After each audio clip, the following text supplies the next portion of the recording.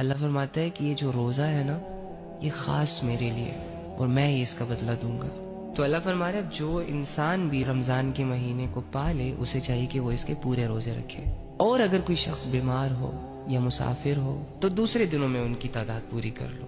دیکھو نا یار، یہاں پر اللہ تعالیٰ انڈرسٹینڈ کر رہا ہے کہ نہیں کر رہا بندے کو. یعنی اللہ رب العزت ایک طرف کہہ رہا ہے کہ بھوکے رہو، پیاسے رہو، اور دوسری طرف ان لوگوں کا احساس کر رہا ہے جو بیمار ہے، جو مسافر ہے.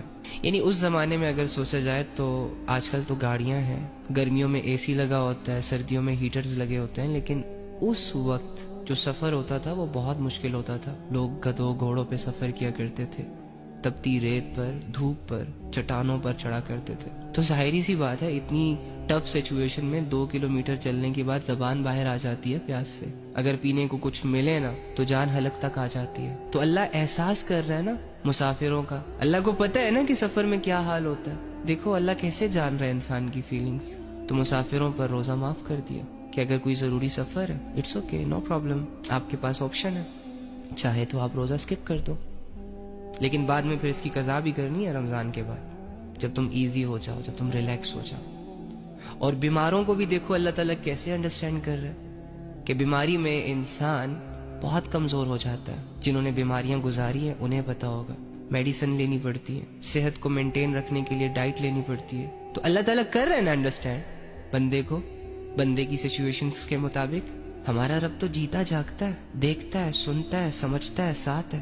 ہمارا رب زمینی من گھڑت خداؤں کی طرح تھوڑی نا کہ جن کے سامنے رویا جائے، جن کے سامنے لمبی لمبی باتیں رکھی جائیں اور وہ ٹس سے مس نہ ہو. ہمارا رب تو الحمدللہ. تو بیماروں پر روزہ معاف کر دیا. اب دیکھو نا اس میں آپ کو اللہ کی محبت نظر نہیں آ رہی، یہ چیز فیل نہیں ہو رہی کہ اللہ انسان کو انڈرسٹینڈ کرتا ہے، انسان کو تنہا نہیں چھوڑتا، بے بسی میں اس کا ساتھ دیتا ہے، اسے برڈنائز نہیں کرتا، اس پر کوئی بوجھ نہیں ڈالتا. ایک سچے دوست کے علاوہ یہ اپرچونٹیز کون دے سکتا ہے تمہیں؟ ایک سچے محسن کے علاوہ اتنا ریلیف کون دے سکتا ہے تمہیں؟ تمہاری 60-70 سال کی زندگی کی عبادت کے بدلے ہمیشہ کی بادشاہت دینے والا اللہ کے علاوہ کون ہو سکتا ہے؟ 50 سال کے گناہوں کے بعد ایک رات کی عبادت اور دل سے نکلے چند توبہ کے الفاظوں سے تمہارے 50 سال کے گناہوں کو معاف کرنے والا اللہ کے علاوہ کون ہو سکتا ہے؟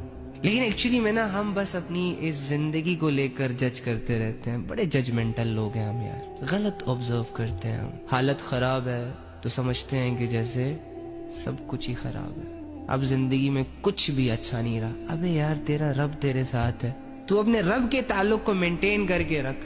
دنیا اجڑتی ہے تو اجڑنے دینا، تیرا لینا دینا ہی کیا ہے اس دنیا